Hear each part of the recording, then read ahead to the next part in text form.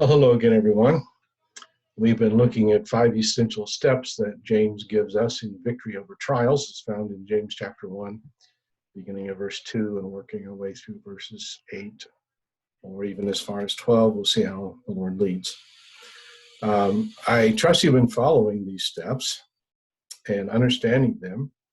And we're going to look at step number 4 today, which is a humble spirit. So, if you've been following these first 3 steps, I hope that your attitude has been this, that you responded with determination. You want, as James teaches us, to have a joyful attitude. You want to respond to trials with a joyful attitude. By the way, any of you had a trial lately in the past day, week, month and a half? Yes, we all have. We've been going through a very odd trial. And so one thing I've been emphasizing is that God tells us in James chapter 1 and verse 2, "My brethren, count it all joy when you fall into diverse temptations," or various kinds of testings. Again, trials are a very prominent part of our lives as believers. God takes us through difficult times and in order to build us, and we can have a joyful attitude because we know that God is doing something for us. So I trust that you attempted to respond to this trial with a joyful attitude.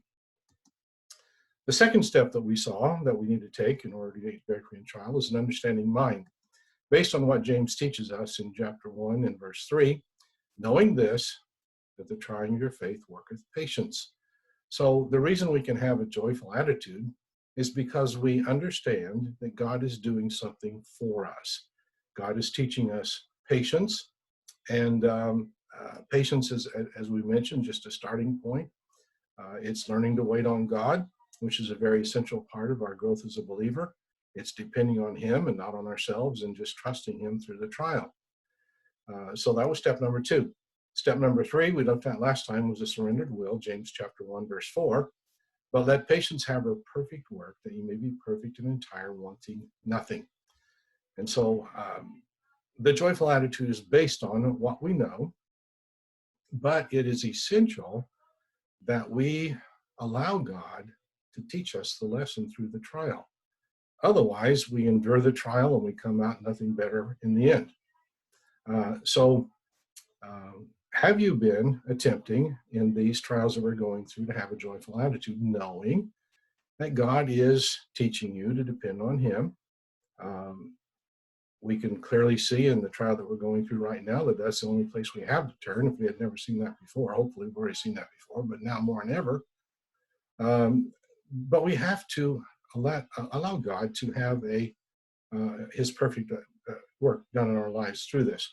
And so we responded with determination, and we decided, yes, I want to have a joyful attitude. I want to have an understanding mind. I want to have a surrendered will. And let's just stop and think for a minute before we go on. The Bible is designed to change the way we think and to therefore change the way we live. So biblical preaching and teaching has the same goal. Not just to educate, not just so that we understand, oh, yeah, I understand. I'm supposed to have a joyful heart, a joyful attitude. And it's because I understand that God is wanting to do something positive in my life. And so I've decided I'm going to let Him do that. We started out with determination. We responded with determination. But as time went on, we found out that there seemed to be something missing. I realized that there's a deficiency here. I understand those first 3 steps. I understand how important they are. And I want to be able to respond to trials that way. But I'm having a problem. I'm having a difficult time with this. Our step number 4 is a humble spirit. And that's based on James chapter 1, verse 5. "If any of you lack wisdom, let him ask of God to give it to all men liberally and upbraideth not, and it shall be given him." Now, at first thought, it looks like James is changing his subject, right? He's changing his topic. He stopped talking about trials, and now he's going to talk about wisdom. Well, if we continue on in the context, we understand, no, James is still teaching about trials. And this is a verse that oftentimes people refer to in a general sense, and it can be used that way, and it ought to be used that way. There are many areas in which we lack wisdom. And so certainly we need to ask of God. We need to ask God for wisdom in raising our children. We need to ask God for wisdom in handling our finances. And the list just goes on and on and on. But James is still dealing with the subject of trials. And here's what the issue is. I believe James is saying this. If any of you are unable to look at your trial this way, you lack wisdom in knowing how to respond with a joyful attitude. How can I be happy about isolation and all the inconveniences? In what sense is God working something good in my life through this? I don't currently see any good coming through. And I'm struggling maybe with submitting to his will. And what do I do? What do I do next? And so God says, well, do you lack wisdom? Well, God gives a very simple solution. If any of you lack wisdom, let him ask of God. That's not what human advice would be. But really, you and I have no other option in this realm. God is the one who designs our trials. God is the one who allows our trials.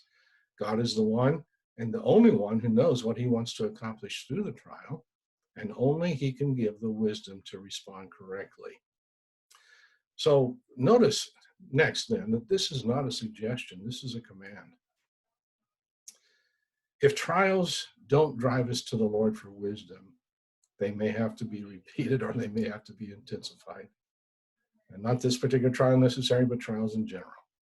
Trials then should enhance our prayer life.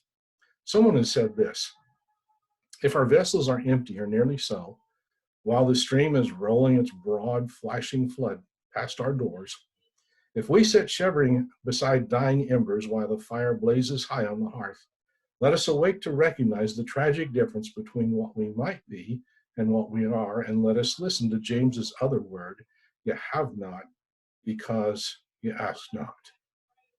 If any of you lack wisdom, and alas, how many of us do, and that how sorely, let him ask of God. So wisdom to understand what? How to be joyful. How to apply what I already know. And how to be submissive in our spirit to God. Now, if we will follow these steps and begin to ask God, Lord, in what way can I have a joyful attitude toward these trials that we're going through right now? And I would suggest, again, write them down. Lord, what is it that you are working together for good in my life? According to chapter 2 and verse 3, I'm supposed to be being blessed by God by having this joyful attitude and understanding that he's doing something positive in my life, something for my good. He's designed the trial for me specifically, and he wants me to learn something. He wants me to be stronger. He wants me to be more usable. So Lord, please help me to put into practice the truths that I already know, and help me to submit to your will. Help me to patiently, not just endure, but learn and grow as a result of the trials that we're going through right now. And Lord, give me wisdom on how to have a humble spirit and come to you in prayer. Now, what can we expect then from God if we allow him to work in our hearts in this way? Well, first of all, understand that God will be generous. He gives liberally to all men and upbraideth not. That word liberally means unconditionally.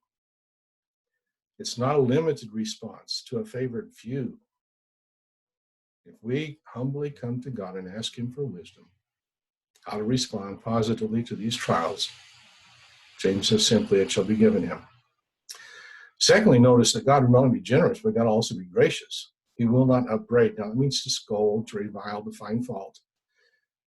His response makes us wonder why we were so tardy in asking him to start with. And so that is step number 4. If any of you lack wisdom, let him ask of God that giveth to all men liberally, and upbraideth not, and it shall be given him. Now, step number 5 is really essential. But before we close, I just want us to look at one more passage. And this is in Proverbs chapter 3, verses 5 through 7. Trust in the Lord with all thine heart, and lean not unto thine own understanding. In all thy ways acknowledge him, and he shall direct thy paths. Be not wise in thine own eyes, fear the Lord, and depart from evil.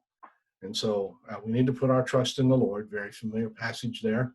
And I trust that you will come back again the next time as we look at the 5th step and some things that we really need to understand in order to put this all into practice practically in our lives. So until then, God bless, and we hope to see you again soon.